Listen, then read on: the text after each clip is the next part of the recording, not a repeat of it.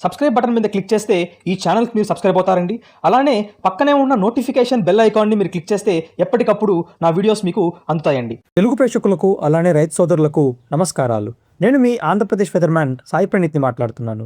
ఈరోజు మనము ఆంధ్ర అలానే తెలంగాణ రాష్ట్రాల యొక్క వాతావరణ పరిస్థితి కాకుండా ప్రస్తుతానికి మనకు ఎల్‌నినో అనేది కొనసాగుతోంది.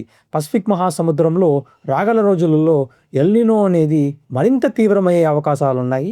దాంతో పాటుగా మనకు భారతదేశం చుట్టూ ఉన్న వాతావరణ పరిస్థితుల్లో కూడా భిన్నమైన మార్పులనేవి ఉండే అవకాశాలు ఉన్నాయి. కాబట్టి అందరూ రైతాంగం కావచ్చు, లేకపోతే ప్రజలు కావచ్చు, ఈ యొక్క ఎల్‌నినో గురించి మనం అవగాహన పెంచుకోవడం అనేది చాలా ముఖ్యం. కాబట్టి అందరూ ఈ వీడియోని చివరిదాకా చూడండి.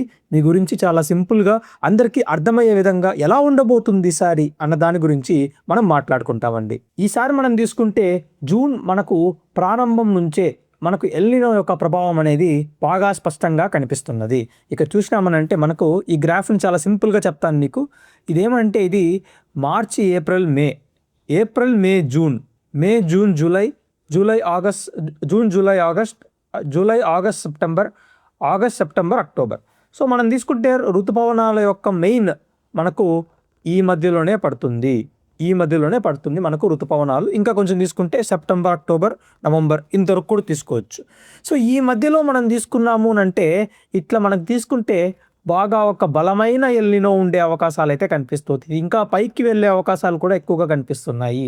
కాబట్టి ఇంత బలమైన ఎల్‌నినో మనకు ఎప్పుడు గతంలో వచ్చింది అంటే 1870లో, అంటే 1870 టైంలో మనకు అలాంటి ఎల్‌నినో అనేది వచ్చింది.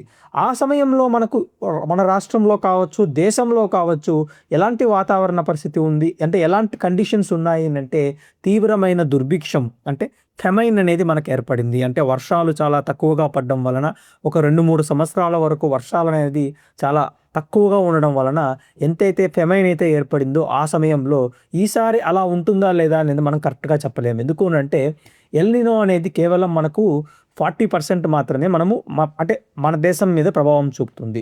మిగిలిన 60% మన చుట్టూ ఉన్న యొక్క వాతావరణ పరిస్థితి ఉంటుంది.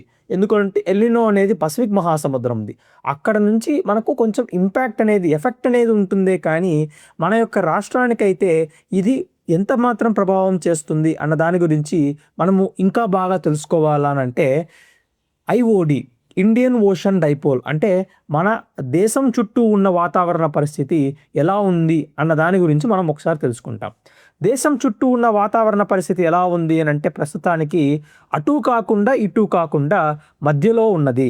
అంటే మనకు 10వ తారీఖున, మే 10వ తారీఖున తీసుకుంటే -0.04 డిగ్రీస్లో ఉంది. అంటే అనామలీ అనేది -0.04 డిగ్రీస్ ఉంది అని అంటే మనకు అంటే బంగాళాఖాతం అనేది సాధారణ ఉష్ణోగ్రతలతో ఉంది. అరేబియా సముద్రం అనేది సాధారణ ఉష్ణోగ్రతలతో ఉంది. అంటే ఎలాంటి మార్పు అనేది లేదు ప్రస్తుతానికి. సో ఇదే మార్పుతో మనకు కొనసాగింది అని అంటే మనకు రాష్ట్రంలో కానీ, అంటే 2 తెలుగు రాష్ట్రాల్లో కానీ, దేశంలో కానీ కాస్తంత కరువు పరిస్థితులు ఉండే అవకాశాలు ఈ సంవత్సరంలో మనకు కనిపిస్తున్నాయి. ఎందుకు అంటే ఎల్‌నినో యొక్క ప్రభావం మనకు బాగా ఉన్నది. అలానే మనకు చుట్టూ మన భారతదేశం చుట్టూ ఉన్న వాతావరణ పరిస్థితి కూడా నార్మల్గా ఉంది. అంటే నేను ఎలాంటి ఇది తీసుకోను అన్న విధంగానే ఉంది. కాబట్టి మనకు వర్షపాతం అనేది కేవలము మ్యాడన్ జూలియన్ ఆసిలేషన్, అంటే అప్పుడప్పుడు మనకు కొంచెం వర్షం ఉంటుంది. దాని తర్వాత చాలా రోజులు మనకు పొడి వాతావరణం ఉంటుంది. అలానే వర్షము, ఈ పొడి వాతావరణంతో పాటుగానే మనకేమవుతుంది అంటే బాగా వేడి వాతావరణం కూడా ఈ యొక్క 4 నెలల్లో జూన్, జూలై, ఆగస్ట్, సెప్టెంబర్లో వేడి వాతావరణం కూడా మనకు ఉండే అవకాశాలు ఉన్నట్లుగా మనకు వాతావరణం అనేది కనిపిస్తున్నది. అలానే ఇండియన్ మెట్రాలజికల్ డిపార్ట్మెంట్ వాళ్ళు కూడా ఫోర్కాస్ట్ అనేది ఇచ్చారు.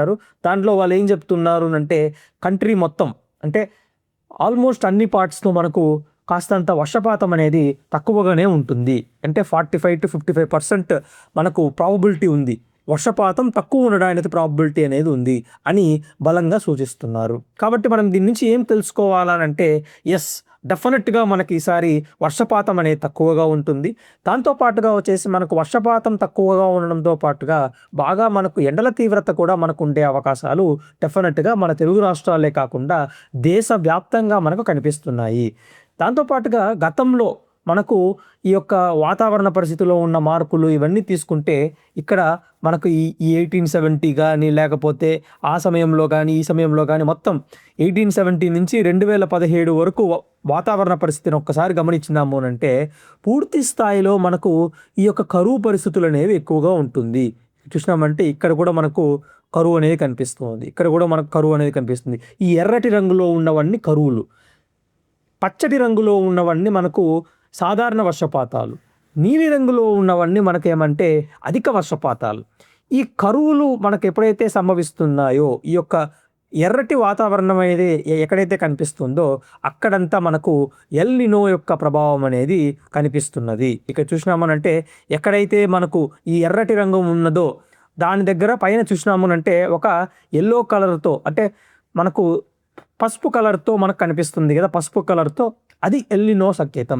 సో ఎక్కడైతే మనకు భయంకరమైన కరువులు సంభవిస్తున్నాయో ఆ సమయంలో అంతా మనకు ఎల్ నినో యొక్క ప్రభావం అనేది కనిపిస్తుంది. అలానే ఎక్కడైతే మనకు అధిక వర్షపాతాలు నమోదవుతున్నాయో అప్పుడు మనకు లా నినా అనే దాంతో మనకు కనిపిస్తున్నది. సో కాబట్టి ఈ యొక్క ఎల్ నినో ఎంత బాగా మనకు ఉంటుంది, ఎంత ఎక్కువగా ఉంటుంది అనేది ఏది చెప్తుంది అంటే ఐఓడి కూడా న్యూట్రల్గా ఉంది, నేను అసలు పట్టించుకోనరా అని చెప్పింది అంటే కేవలం మనకు ఎల్ నినో యొక్క ప్రభావం తీవ్రంగా ఉంటుంది. సో కాబట్టి మనకి ఈసారి ఎల్ నినో ప్రభావం తీవ్రంగా ఉండబోయే అవకాశాలు ఎక్కువ ఉన్నాయి. కాబట్టి రైతులు జాగ్రత్తలు తీసుకోవడం చాలా ముఖ్యము. అలానే ప్రజలు కూడా కాస్తంత వడగాల్పులు మనకు రాగల రోజుల్లో వచ్చే వడగాల్పులతో కాస్తంత మనకు జాగ్రత్తలు తీసుకోవాల్సిన అవసరం ఉంది. అలానే మనకు ఎల్ నినో అంటే పూర్తిగా వర్షపాతమే ఉండదు, మొత్తం మనకు ఎండలే ఉంటాయి అని మనం నమ్మకూడదు.